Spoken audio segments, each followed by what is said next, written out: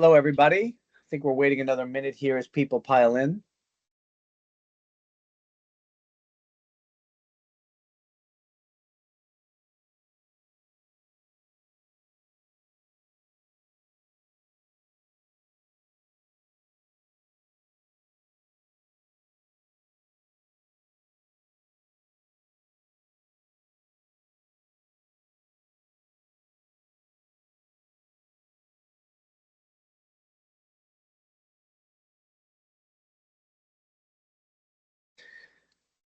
Well, it's just about 1 o'clock, so let's get started.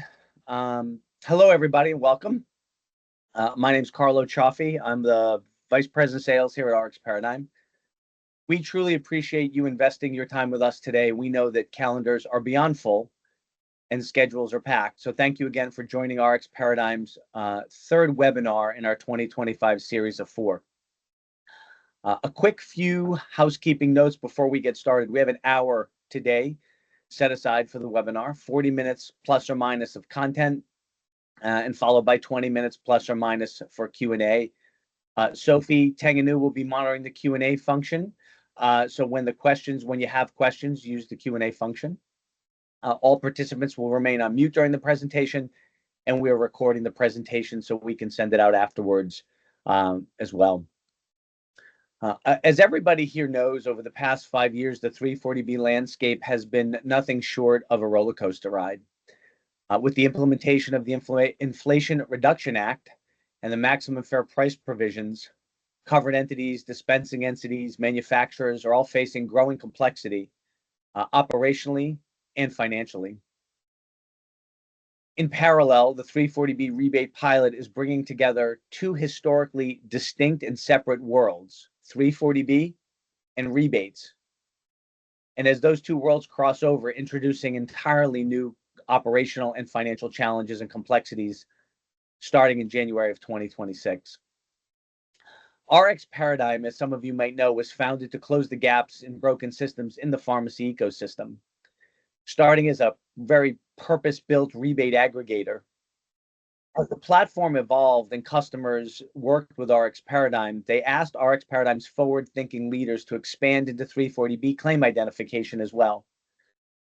That led to the development of Tungsten Plus, our neutral clearinghouse technology, truly one-of-a-kind built technology for the current challenges today in 340B, and nimble and flexible enough for the shifting landscape and the challenges that are coming down the road in 340B. So born from both need and direct experience, Tungsten Plus, combined with our rebate services, we feel we're uniquely positioned to solve the challenges today that exist in duplication issues and claims, maximum fair price, and again, the 340B Rebate Pilot that everybody is gripping hard, waiting for. Over the next hour, we're going to walk you through what we've learned. And I think one thing we've recognized is that everybody is in learning mode. So we'll share what we've learned, what's coming, and how RxParadigm is here and ready to help. So joining me today are our speakers, Lauren Reese, Head of Strategy at RxParadigm, and Tim Nealon, RxParadigm's Chief Operating Officer. And without further ado, let's dive in, and I'll hand it over to Lauren. Hello, everybody. Good afternoon.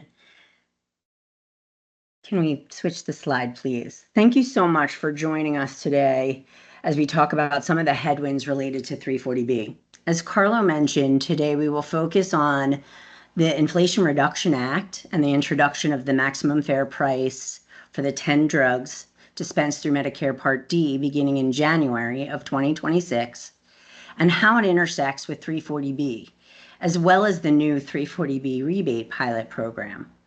While there are still unknowns related to the 340B Rebate Pilot program, including which manufacturers will be participating, as well as some key operational components of the program, January 1st is just around the corner.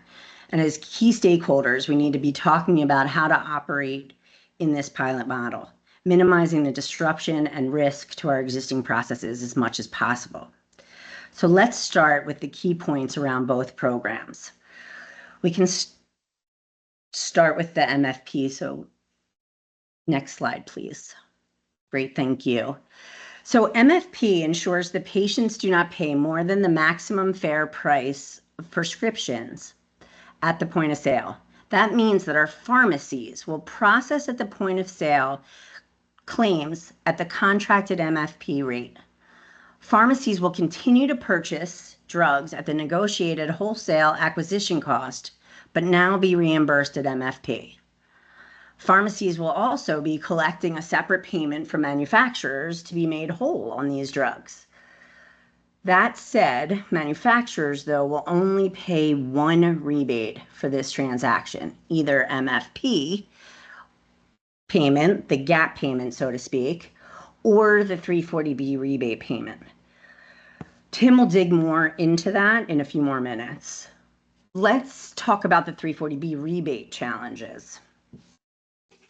As you guys know, the 340B Rebate Pilot offers manufacturers of the same MFP drugs the ability to participate in a pilot program that eliminates the upfront purchase of medications at a 340B price and extends a rebate on the back end. From the information we have today, we know that participating manufacturers, will have 10 days to review the submitted claims data to determine whether the transaction is eligible for a 340B rebate, while ensuring no government rebate has already been paid. In order for the pilot to be successful and minimize disruption, there will be many changes to the current processes, beginning with the purchase of physical inventory at a new acquisition cost that's set up by your wholesalers. So lots of change just in that piece up front. There will also need to be changes to the claim determination process by the covered entities themselves or the TPAs related to this pricing, the lack of upfront pricing. There will also be new data submission requirements. Many of us have not had to submit data up until now, and there will be different submission requirements depending on each manufacturer requirements. Also, now new rebate reconciliation processes so that the Cs have monies to purchase the medication. That will all be new for covered entities. All of these new processes need to connect with the existing processes related to inventory replenishment, pharmacy management, and financial reconciliation. So working together across all stakeholders, CEs and TPAs, pharmacies and their gateways, wholesalers and manufacturers, to integrate, coordinate, and collaborate on an end-to-end process will be critical. And I know many of us are having these discussions daily. So the purpose of today, we will explore these in more detail. Next slide, please. I'm sorry, next slide. Slide 8. Thanks. Sorry about that. I didn't notice that the slides were lagging behind slightly. And if time permits at the end, we can always go back and relook at this. So while RxParadigm is focused on bringing together all the stakeholders that we just mentioned in the solution to ensure an end-to-end solution, our immediate focus and predominant sphere of influence is around how we can effectuate and reconcile the MFP program and the 340B pilot program in a way that reduces the impact to operations and leverages our platform, ultimately creating transparency and access for all stakeholders. So what you see here from a diagram perspective is just a high-level visual that talks about how we can effectuate 3 programs on one platform. And many of you know that RxParadigm started out with a focus predominantly on 340B transparency and payment duplication. But with the existing platform, we are also able to support the effectuation of the 340B rebate pilot, as well as the MFP management or MFP effectuation. Tim's going to take us through the MFP process in a little bit more detail. All right. Yeah. Thank you very much, Lauren. Yeah, let's dig a bit deeper into MFP, and then we'll go back to the 340B rebate pilot. So MFP, maximum fair price. Next slide, if you don't mind, Carlo. Yeah. So you guys need to be thinking about, if you're a CEO or pharmacy, you need to be thinking about what your solution is going to be here. And what we've documented is any solution that you choose, these are the attributes and things that that solution needs to be able to do. So the first thing it has to be able to do is help you figure out what the most appropriate discount should be for any MFP claim that has a 340B overlap. So you have a 340B claim that's also a in-scope MFP drug. It's a Medicare Part D plan. You need a solution that can help you use, for example, lesser of logic, right? So is MFP price lower than 340B, or is 340B price lower than MFP? Also taking into account any customized business rules that you have with your entity, pharmacy, or CE in-house pharmacy. So that's number one, being able to pick the appropriate discount based off CMS guidelines. Number two is that you need a single pane of glass view, because you're not going to be submitting these claims to manufacturers yourself.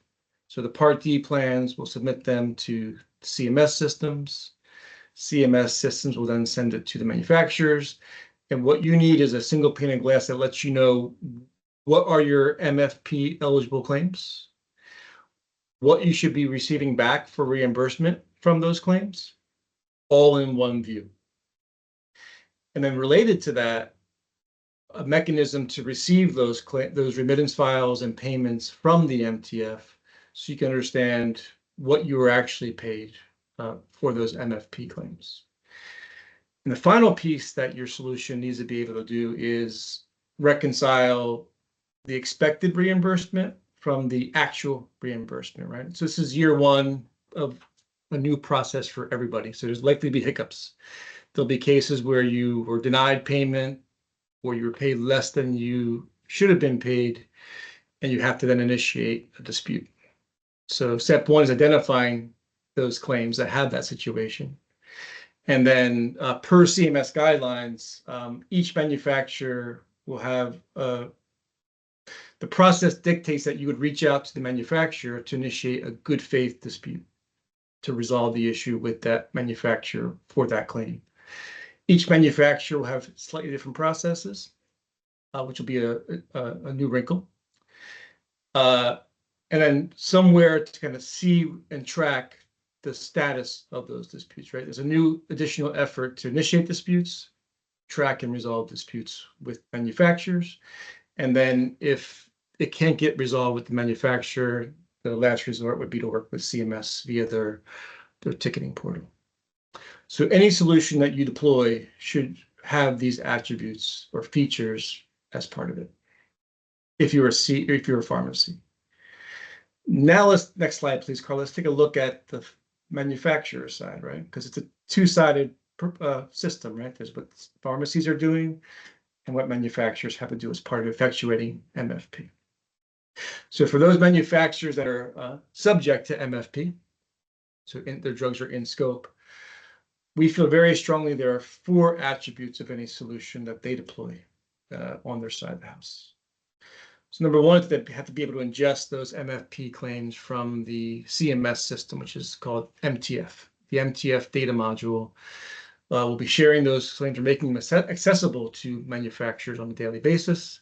So being able to ingest those claims and then accurately identify which of those MFP claims had a 340B dispense already applied to it. So that's the key validation to do, was a 340B dispense already occurring for that claim? Because that would alter the reimbursement. There are other validations as part of it, but the key one is the 340B check. Now, once that check's been done, any solution that's deployed must then be able to work well with existing manufacturer and CMS systems. On the CMS side, it'll be the MTF platform that's being developed. On the manufacturer side, they often, or in almost all cases, have existing tools, right? They have revenue management platforms like Model N or IntegraChain. They have ERP systems. They likely have other third-party systems as well. So being able to minimize the transformation and work required to meet the MFP effectuation and still allow them to use their existing systems is critical in our mind, to create the invoices and the reporting required by the manufacturer systems and the CMS systems. The last two attributes on the screen there are talking about, again, manufacturers also need a single pane of glass for different reasons, but they still need it. On their side of the house, they need a single pane of glass to be able to see the outcomes of all claim processing activity, right? What's been processed, what's awaiting processing, what's the outcomes of those processed claims, be able to approve claims for payment through their revenue management and ERP systems, and any additional invoice and payment activities as well. So they need a single pane of glass for those activities. They can get a complete bird's eye view of what's happening on their end. And related to that, they're going to be receiving disputes from pharmacies as part of this, right? So receiving those disputes in a single place with supporting documentation evidence that the pharmacy provides, support the fact that they should be reimbursed differently, and then be able to effectively communicate and resolve those good faith disputes with those pharmacies is also vital. So both sides of the house kind of need a single pane of glass and a single process on their end. So hopefully that gave you a good view of kind of what a solution looks like for a pharmacy subject to MFP and a manufacturer subject to MFP. If we go to the next slide, if you don't mind, let's kind of look at it in pictorial form. And this is where we'll talk about what we're doing, RxParadigm with our platform to effectuate and solve these problems. So what you're seeing on the screen here, there's 4 quadrants. Top left is a very high level. What CMS is doing as part of this process. Top right is what manufacturers will be doing as part of their process, high level. Bottom left are what the pharmacies and dispensing entities would be doing. And bottom right is RxParadigm's platform, Tungsten Plus Clearinghouse. If I turn your attention to the bottom left, the dispensing entity side. So as part of this process, what our platform is able to do is we can receive 340B, MFP claims and 340B eligible claims from yourselves directly, from CE in-house pharmacies, from TPAs, from gateways, from different channels and sources. And what we do, as I said in the previous slide, we can help you make the appropriate selection, right? So for every claim that's 340B eligible and MFP eligible, what is the most appropriate discount using lesser of logic and any other customized business rules that's required. Then we can feed that information back to your TPAs, your gateways, or to yourselves directly if you're an in-house pharmacy managing yourself. So you can update the status of those claims accurately and completely. Then as we get those claims, and those are processed through the CMS and manufacturer processes, if I can direct your attention to the, can you see my pointer over here? I don't think so, right? So on the MTF-DM, we're able to receive those remittance files and that payment information from the MTF for those MFP reimbursements, compare expected reimbursement versus actual reimbursement. If there's any issues, automate and initiate disputes with the relevant manufacturers. So we kind of have an end-to-end process when it comes to MFP and pharmacies. Talking about manufacturers, if you're a manufacturer, what we can do for you is, again, if I direct your attention to the MTF-DM, we can receive those new MFP claims from the MTF on a daily basis. We'll then identify any 340B overlap, which would affect reimbursement. We'll then create those invoices and claim level payment element reports with those proper adjustments if required, and then feed that data to the relevant manufacturer systems. Here are a couple of examples here, but it could be more than just this. We'll feed the manufacturer systems, revenue management, ERP, plus more. And then we could also feed the MTF-DM system as well, as defined by CMS, right? They require those payment elements provided to them as well. So through our Tungsten Plus platform, we're able to effectuate the MFP process end to end and meet CMS guidelines. So I think I'll stop there. Hopefully I gave you a good overview of kind of what a good solution looks like and kind of what we're doing to be that solution and solve those problems. But I'll now pivot and ask Lauren to take us forward on 340B Rebate. Thanks, Tim. So we're going to do the same thing, very similar to what Tim did. If we can move to slide 15, let's talk about the 340B rebate pilot and some important considerations to reduce anxiety where possible and limit the operational impact of the program. So again, 4 very important components to this. The first is around submitting data to only one vendor. We know and understand that many of the CEs participating in 340B utilize multiple TPAs, contract pharmacies, and now different manufacturers will want different data, will have different data vendors as well. So ideally, a single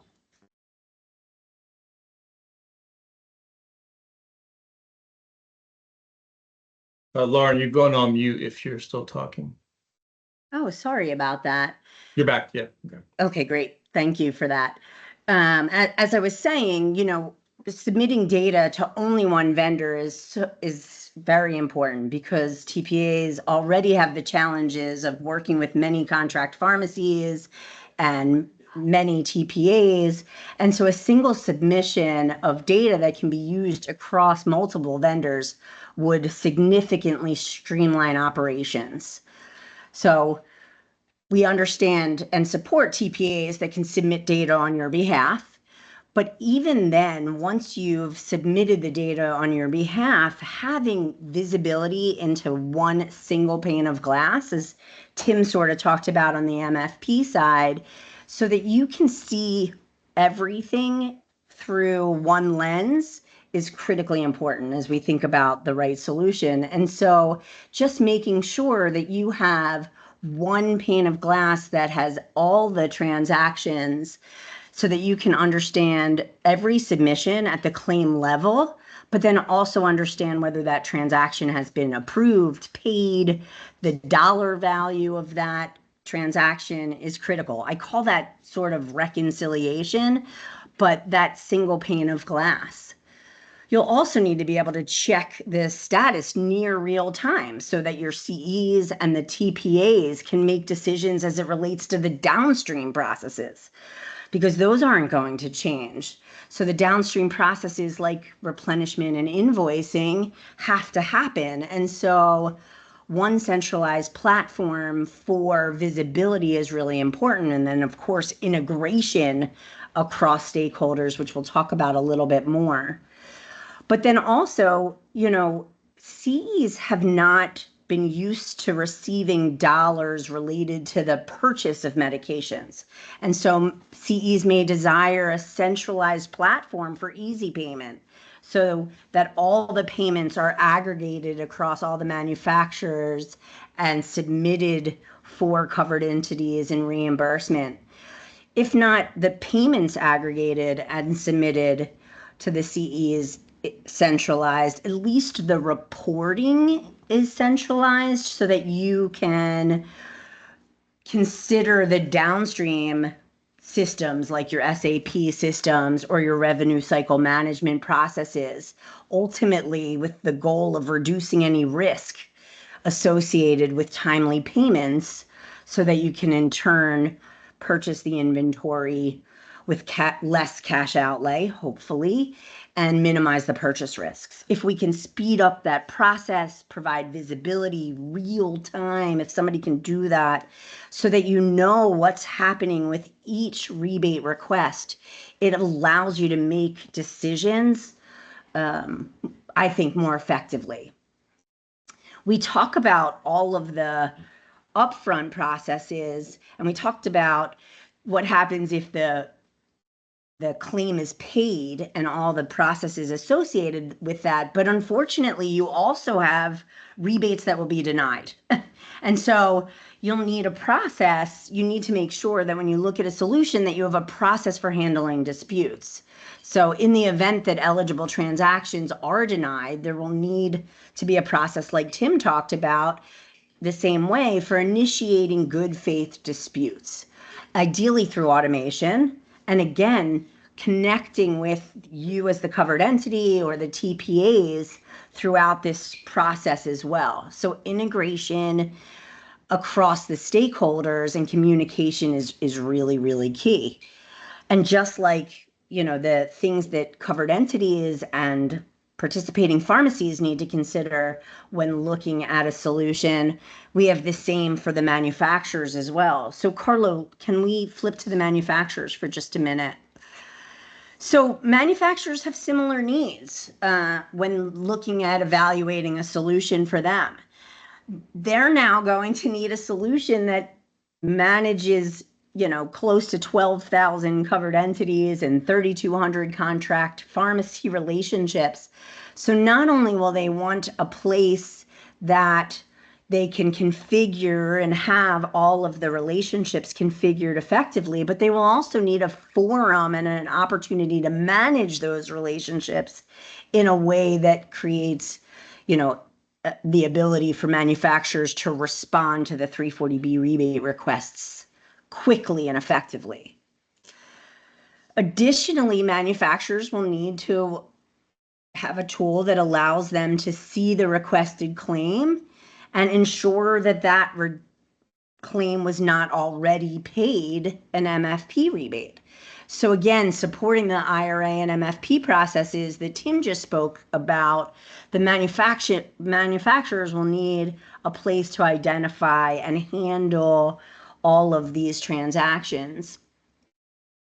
So, manufacturers have pretty robust systems and processes that already exist in place. And so integration with existing manufacturer processes around rebates and payments will be really important for manufacturers and their agents.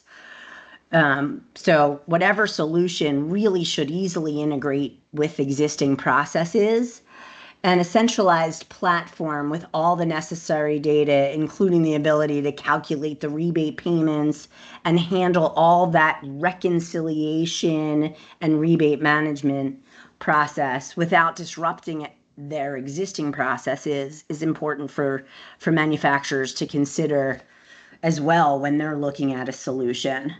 So obviously, with all of the headwinds that are coming, both manufacturers and covered entities and their stakeholders have some things to consider.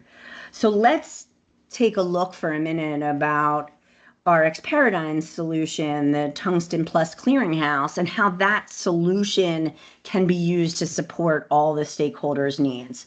So we're just gonna take a minute and walk through this diagram in a little bit more detail. So you can see from the diagram, we really have, there's really two types of covered entities that are focused here, and that is processes related to your in-house pharmacies at our covered entities, as well as the contract pharmacy modules. And so in both situations, covered entities and their TPAs will have a process for reviewing claims on a daily basis and determining whether that transaction is 340B eligible. And we talked about a little while ago how there will be changes needed on those upfront processes, whether that be related to changes on your wholesaler price files, or changes at your TPA around the logic that determines whether the transaction is 340B eligible now that there is no upfront purchase of a 340B medication. But ultimately, with those things in mind, covered entities and their agents, being TPAs in most cases, will need to make some determinations about whether the transactions are 340B eligible or not.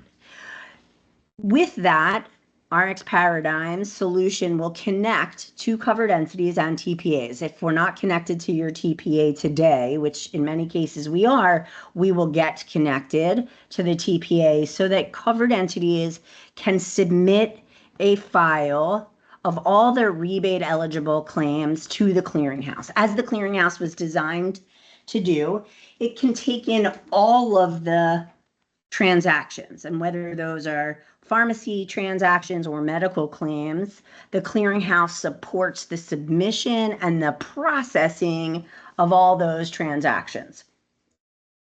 Once the transactions get into the clearinghouse does some normalization of the data and makes the data, starts tracking every submission from beginning to end. And we're going to talk about that in just more detail. But what you can see here is as the claims are submitted, the claim is available now for submission to the manufacturers. So as you guys know, this is still being worked out, but every manufacturer will likely have their own agent managing this process. In some cases, that agent would be us. In some cases, the agent may be vendors you've heard of in the past. But regardless, every manufacturer will have a separate process that they utilize to obtain and review the potentially eligible 340B rebatable claims. And so by submitting the claims into the clearinghouse, Tungsten Plus will make those claims available to all of the manufacturers and their agents based on the manufacturer's configuration. So one submission and the data will be sent to all the appropriate parties. And I use the word sent loosely because that will depend on some of the unknowns around the operational processes at the manufacturers, whether they'll be coming into the system to look at the data or we will be sending data to those agents. Now, once the manufacturers or their agents receive the data, the rebate determination is to happen within the next 10 days. So that process will happen at the manufacturer, where they will determine whether the claim is 340B rebatable. And that manufacturer will submit either a remittance and payment advice type file or some kind of reconciliation record that then will be received by the clearinghouse as well. So from the time that the claim is submitted, every part of the process, the submission to whom, the dates, and the outcome of that rebate, let's say review that was done by the manufacturer is maintained at a claim level. So the system, Tungsten Plus, will not only create sort of like an invoice that's a batch of the claims that were submitted on your behalf from the covered entity's perspective, that includes the rebate dollars the covered entity owns, it will also maintain the status at the claim level. So every claim you can look at, and then you can also see, for example, if a manufacturer were to require a submission every 2 weeks, that submission would be bundled in what I'm calling an invoice, and you'll be able to look at a specific invoice or batch submitted to the manufacturer and the agent and understand where those records live and the status of those records. By connecting with Tungsten Plus and us receiving the reconciliation information, we are not only able to receive the reconciliation information from the manufacturers, but because we are built on an end-to-end rebate administration system, managing claims, whether it's a single use claim or it's an aggregation of claims, and that rebate process and reconciling that information based on remittance and payment advices is critical to what we do. And so Tungsten Plus can receive all of that information. whether that just be, again, the reconciliation information or the payment, depending on the preference of the covered entity. And you may want some portion of the payments to come to Tungsten Plus and some to go directly to the TPAs. But regardless, we can receive that information and communicate the status with your downstream processes. So what do I mean when I say downstream processes? In the event that we're talking about a covered entity who's using 5 TPAs for a variety of reasons, we can communicate the status of those transactions directly with the TPAs that are supporting your program today. The goal being that the TPAs can then focus on the second part of the process, right? Now that you know a transaction is a 340B eligible rebatable claim, that claim can go into the inventory management system. It can be replenished through the replenishment process, and then the payment processes that result in that can process as close to the way they do today as possible. So the goal of Tungsten Plus's rebate system, or I'm going to call it the clearinghouse system, is really about sitting in the middle of your existing processes, leveraging the technology that exists today to provide for you guys a single pane of glass, the single submission of data, and a place to reconcile all of the information and payments, and then to feed that information to your downstream entities. In some cases, that would be to the TPAs directly, and in some cases, that will be to the covered entities directly, so that the covered entities can replenish their inventory as well. So I'm going to pause there and thank you guys for allowing me the opportunity to allowing us the opportunity to walk through the MFP effectuation processes and then the 340B pilot processes. Tim and I really appreciate the time you've given us all, and we'd love to open this up to Q&A and answer any questions you guys may have. We've had just about 20 minutes, as Tim or Carlo mentioned early on. And so I'll turn this over to Carlo, who can help us facilitate the Q&A process. Thanks again, everybody. Yeah, thank you, Lauren. Thank you, Tim. I think as the questions start to come in the Q&A function, you can also put them in the chat, I guess, as well, if people like. But Tim, one of the questions I think I got before this webinar, which I'll share as a starting point, a friend of mine had reached out and said that he had read something in regards to, he believed it was MFP, and how much money and time the government is putting into either dollars or man hours to handle disputes. And he asked me what it was, and I couldn't recall, but I think you had it. I thought it was somewhere around $20 million that the government has set aside just in the dispute world. I bring it up because I think it's indicative of what could be coming without the right solutions in place. So do you want to talk to that for a sec? Yeah, sure. I don't want to, in case CMS is on this call, I don't want to misquote the number, but it is a high number. Yeah, for sure. But as you kind of allude to, with any new process and system, regardless of the topic, there's going to be hiccups initially, right? So year 1, year 2, working out those kinks. So you're right, CMS is allotting a good amount of money or time and effort to resolve disputes, and manufacturers should be doing the same, right? And pharmacies and CEs. So we feel very strongly that it will be an issue in year 1 that all the stakeholders will have to deal with. Okay, great. Thank you, Tim. Sophie, any questions coming through the Q&A? Yes.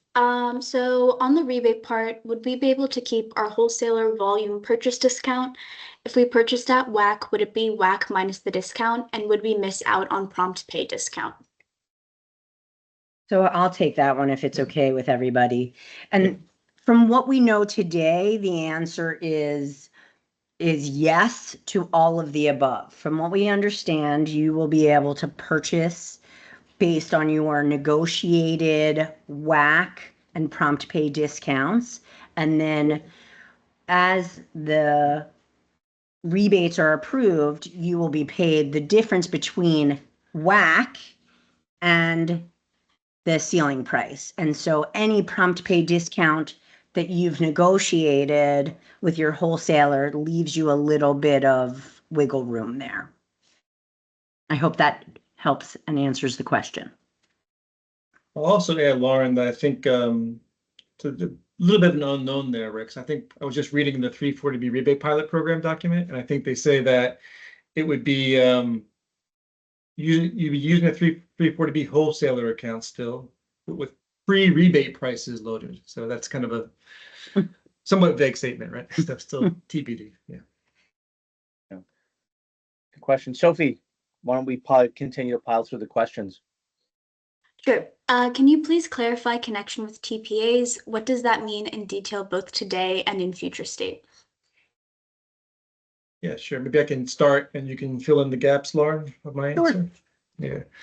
So I think what we're trying to articulate there is that your 340B claims commonly are spread across multiple TPAs and maybe some in-house systems, right? So you might use 1, 2, 3, or 4 TPAs that have their own systems and portals that have the 340B claims in those systems, plus some in-house systems you may have.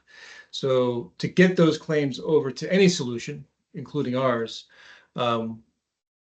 that solution would have to connect to the TPA systems or be able to receive data from those TPA systems to effectuate this process correctly. And once we have it all in one place, then we can help effectuate the end-to-end process of submitting those claims, say example 340B rebate claims, to each manufacturer's system as appropriate.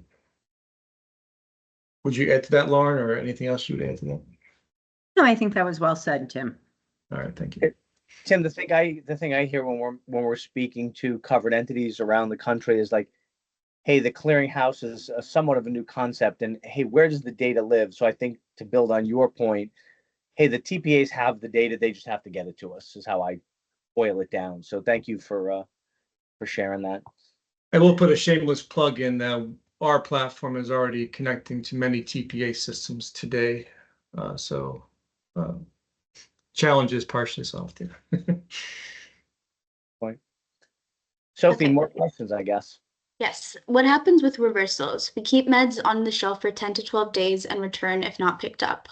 We could have already been paid theoretically, so what will happen if it is returned to stock, or does it only take sold claims?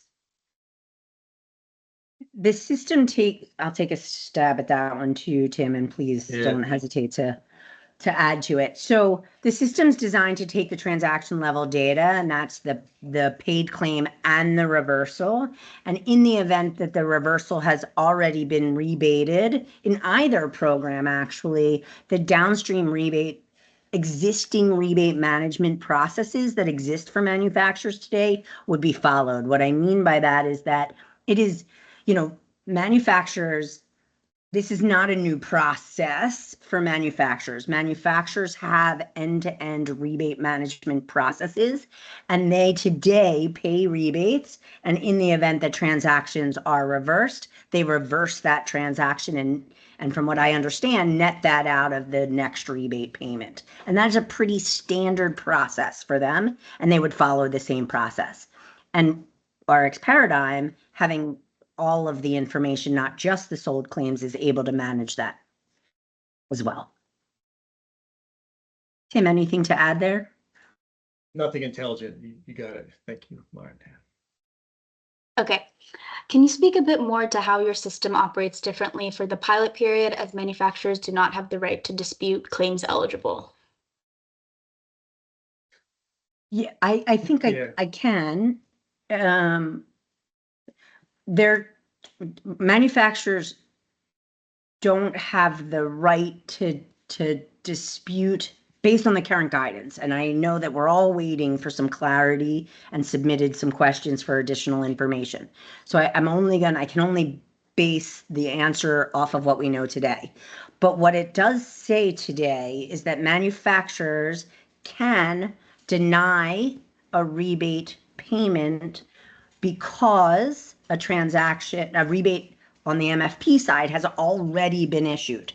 So it's a very narrow scope for the reason for the denial, but they can deny the claim for that reason. And so part of what we will do is we will validate whether that's a true denial, meaning did that happen or not, and then handle any good faith dispute as it relates to that. I am by no means suggesting that manufacturers would today or in the future be able to dispute, to deny 340B rebates based on a determination of 340B eligibility. The only reason I'm aware of today that manufacturers will be able to dispute is if they've already issued a rebate on that transaction related to MFP and other government, Medicaid type rebates. I'll just add to that, Lauren, that it is a narrow scope, 100%. But one other reason it is limited is if two CEs submit the same rebate claim. So that's another reason that they could deny one of those claims. But to Lauren's point, the scope is very narrow right now. Sophie, any other questions in the chat? Yes. Or Q&A? Will you be sharing the recording of the webinar and slides? If so, where will they be located? I think, Sophie, yes is the answer. Yeah. Right. You know where yet, or is that maybe a post webinar? Yeah, decision? I think we'll post the recording on the website, and we'll send out the slides as well. Okay, thank you, Sophie. So yes, with Sophie's additional comments added. Yes. Is it mandatory to register in order to submit to Medicare, or can we just keep using our 340B account? It's a tricky question. I'm gonna take a stab. I think the question may need clarity, so whoever submitted it, because again, the drugs are purchased from the wholesaler on your wholesaler account, and they will be purchased if you're the covered entity, they'll be purchased on your covered entity account, which I like when people say 340B account, but you guys all know that that's not really what it is. It's your wholesaler account that contains all the drugs that you can buy and the price at which you can buy them.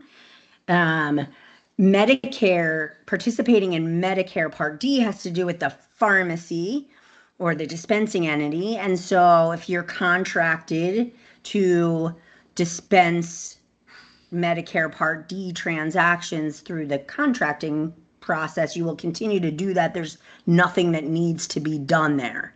So the purchasing of medications and the participation in Medicare Part D are very independent of one another.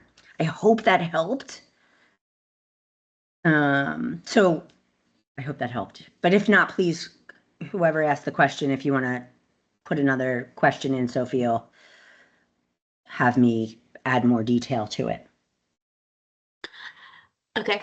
How will Medicaid be billed on the 340B rebate model? Currently, we are billing actual acquisition price, which is what we actually paid at 340B price. It's an unknown. I think that one of the things that has been consistent about the guidance that we received, and I think even in HRSA's latest FAQ, how the states want to handle the submission of the 08 or the 20 is still unknown. Obviously, you're purchasing transactions now at WAC, so I believe the states will be utilizing something similar to a clearinghouse model. At least that's what we're talking about for them as well, so that they can find out if the claim was 340B that way versus relying on the 08 going forward. Nothing's been decided. I think CMS has some outstanding questions there, but we understand the challenge. I'm sorry. Yeah, I'll also add that no states have put out any new policies, so I think they're still expecting the 20 code or the JGTB code for medical claims to be applied to help them exclude 340B rebates on their stuff, but subject to change, as Lauren said. Yeah, it's hard because it's not 340B anymore. Might not be, but might not be. agreed. Is the pilot program only for government payers or does it also include private payers? Example, if a manufacturer has already given a rebate to a PBM, will that 340B rebate be rejected? The second part, no. So they can't reject the 340B rebate for CE if a PBM got a rebate. So no to that. But good call out for the 340 rebate pilot for the 10 drugs that are in scope, which are the same drugs that are in scope for MFP. All payers are in scope for those 10 drugs. So all commercial claims, government claims, all lines of business would have to purchase that WAC up front or something close to WAC and see submitting rebates to the manufacturer for the 340B discount. I hope that clarifies the answer. Question. Is there any word that the manufacturers will allow the 10 drugs to be replenished at all contract pharmacies and remove restrictions if data is shared through a rebate program? It's a really good question. I think that it's unknown. The way that the guidance was written implies that if a covered entity, if the drug manufacturer has agreed to participate in the pilot, is approved for participation in the pilot program, that they are not able to deny rebates based on dispensing entity. That would imply that perhaps that means that contract pharmacies are now allowed to dispense those medications. We think that's the case. I mean, the purpose of the rebate model was to provide the data to manufacturers to protect them from paying a duplicate governmental rebate. The rebate model does that. And so we believe that to be true. I think that we are waiting to hear back from HRSA some clarity around that to be sure. Where would we get the 340B price to load into our pharmacy software if it is no longer in the price file from the wholesaler? It is, but it's now WAC instead of 340B. Yeah, so I talked a little bit about how some of the upfront processes and downstream processes will be impacted by this program, and the big one being that covered entities are used to having the 340B price on their price files. My suggestion would be that the ceiling price is available to covered entities upon request. I would suggest that covered entities request this either through prime vendor. I think I would start with prime vendor, Apexis, but that ceiling price is available to covered entities upon request, and I believe Apexis is managing that process. And I think that having that information and automating a process for your TPAs, covered entities, and yourself to get that file routinely on a quarterly basis, as the ceiling price only changes quarterly, is important, obviously, to affect the upfront process. But that's the approach that I would take. I would start with Apexis. Maybe I'm missing something, but if the claim is not processed at our in-house pharmacy as 340B, the 20 sub clarification code would not go on the claim. So how would the claim be identified as a 340B eligible claim?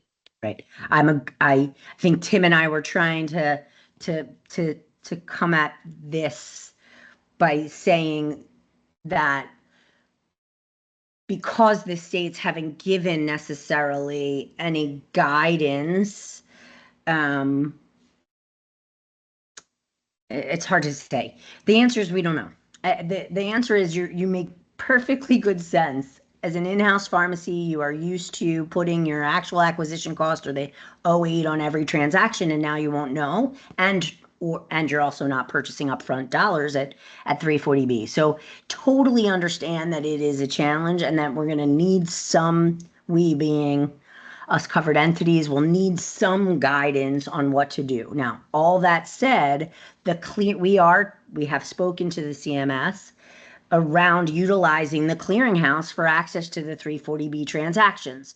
So in theory, if the clearinghouse has all of the transactions available, and whether that transaction is 340B or not, one of the potential solutions to answer your question is that the states utilize the clearinghouse for that information, although it's unknown at this time. What is your organization's connection to a PBM? I'll take this, Lauren. Yeah, I guess we have no connection to a PBM. I think that's what we get asked that question commonly. Not just are we associated to a PBM, but are we associated to a manufacturer, we associated to a hospital, and whose side are we on? I think the answer is that we're on no side. We're trying to effectuate these programs for all stakeholders effectively and correctly. And we're privately owned. We have no association with a PBM, a manufacturer, hospital health system, pharmacy system, et cetera, et cetera. Can I just add, I just wanted to add one thing. I think that, you know, as an organization, that what attracted me to RxParadigm was this sort of win-win-win-win concept and really coming together to solve an industry-wide solution and having no stake in the game except to protect access of the 340B program and solve, you know, supply chain related issues. So I just thought I'd share that also. That's good. Thank you. I think we should probably take 2 or 3 more minutes of questions and then wrap up if that's okay. Sophie, is there anything else in the Q&A window? Yeah, there's more than I think we'll be able to get to, but we'll send out a document answering all the questions that we ran out of time to answer. What steps will CEs need to take if MFP is paid to the contract pharmacy instead of the 340B price to the CE?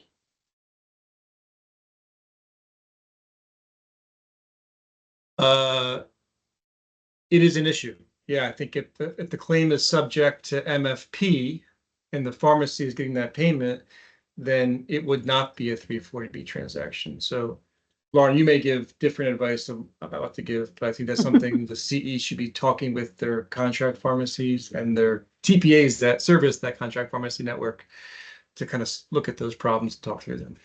Yeah. The only thing I would add is that our system is configured in such a way that the connection between the covered entity and the pharmacy, that they're able to make some of those decisions through logic in our system. So if, for example, I am covered entity A and I am contracted with pharmacy A, and pharmacy A either wants to carve out those transactions for 340B rebates, the mutual decision between the two organizations is configurable in our system, and then vice versa, you know, to the extent that they would like a lesser of comparison done real time to determine the which is more beneficial to the covered entity and or pharmacy, that the system does that as well.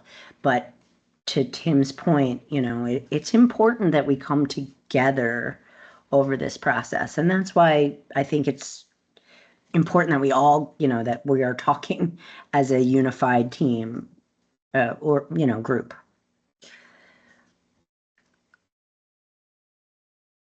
Can you speak a bit more on how CEs with contract pharmacies will need to submit data and how rebate would flow in regards to MFP and the rebate program? I'll say in the MFP program, I'll take that side of the house. Lauren, I'll push you for 340 rebate.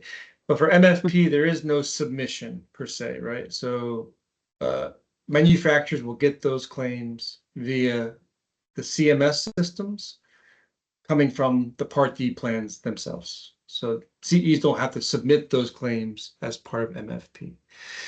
But what you will have to get is, as I was talking about earlier in the presentation, a single pane of glass of what is MFP eligible and what should be expected for reimbursement. So submitting that data to the clearinghouse will give you that view of what you should expect for payments. You can track it, and if it doesn't match, expected doesn't match actual, take the appropriate action to dispute it.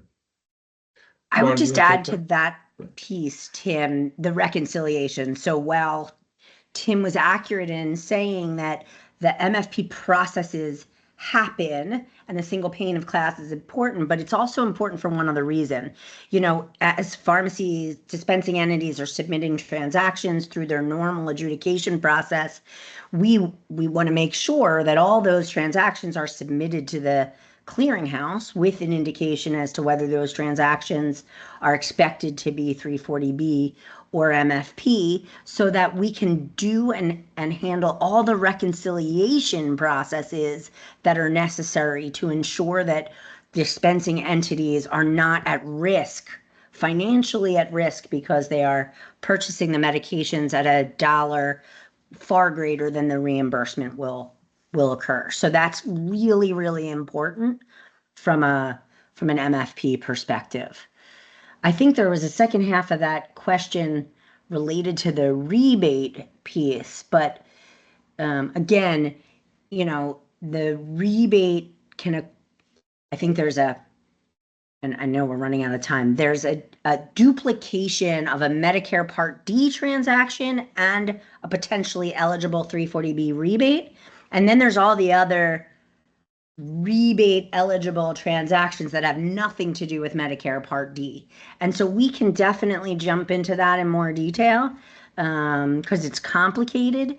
And I just want to make sure that everybody understands that, you know, Medicare Part D and these 10 drugs have a very small overlap for the pharmacy on it also being eligible for 340B, at least on a contract pharmacy side, which I think was driving the question.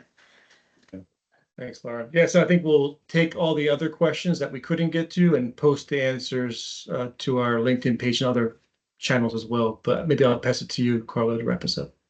Yeah, I had very quickly the slide up with the kind of the countdown clock on. I feel like we're back in Y2K days here, but we've got an impending event coming here, folks, and I think the faster everybody moves, as Tim mentioned, hey, with a vendor, with us, you know, obviously we would like people to reach out to us. If any of you would like to connect, here's my email. I'm a little old-fashioned too. Here's my phone number. Feel free to reach out. Ask for more information, set up a call with any of us to dig in on the details. This is an important topic, and we can't thank everybody enough for joining us today. Tim, Lauren, thank you. For all the attendees, thank you again for carving out the time, and we'll see you in one more session in RxParadigm's 4th event coming at the end of the year, so stay tuned. Thanks, everybody. Thank you. Thanks, guys.